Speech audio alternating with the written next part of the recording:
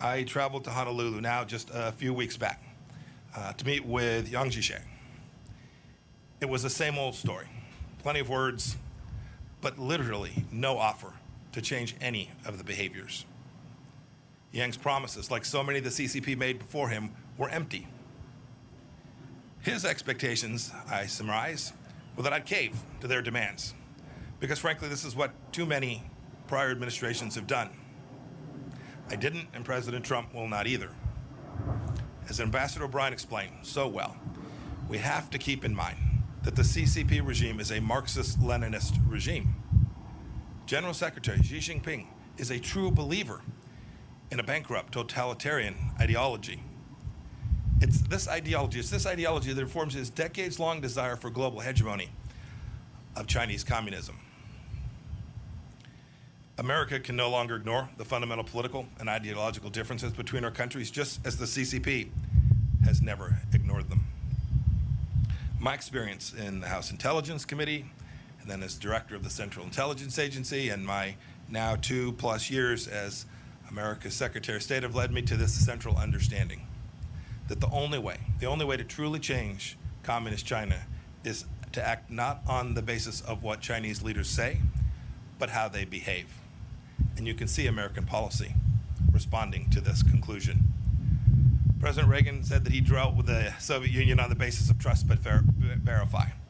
When it comes to the CCP, I say we must distrust and verify. We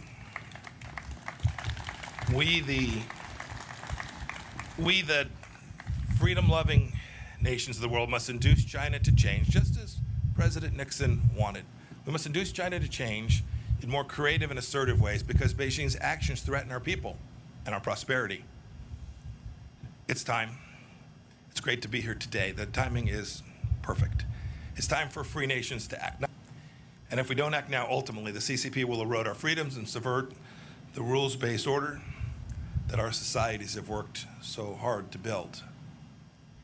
If we bend the knee now, our children's children may be at the mercy of the Chinese Communist Party, whose actions are the primary challenge today in the free world. General Secretary Xi is not destined to tyrannize inside and outside of China forever unless we allow it. Now, this isn't about containment. Don't buy that. It's about a complex new challenge that we've never faced before. The USSR was closed off from the free world. Communist China is already within our borders. So we can't face this challenge alone. The United Nations, NATO, the G7 countries, the G20, our combined economic, diplomatic, and military power is surely enough to meet this challenge if we direct it clearly and with great courage. Maybe it's time for a new grouping of like-minded nations, a new alliance of democracies. We have the tools. I know we can do it. Now we need the will. To quote scripture, I ask, is our spirit willing, but our flesh weak? If the free world doesn't change, communist China will surely change us. There can't be a return to the past practices because they're comfortable or because they're convenient. Securing our freedoms from the Chinese Communist Party is the mission of our time, and America is perfectly positioned to lead it because our founding principles give us that opportunity. As I explained in Philadelphia last week, staring at Independence Hall, our nation was founded on the premise that all human beings possess certain rights that are unalienable, and it's our government's job to secure those rights.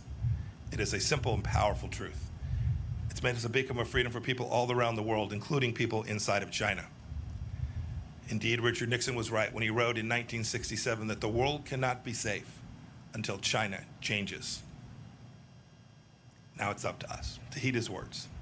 Today, the danger is clear, and today the awakening is happening.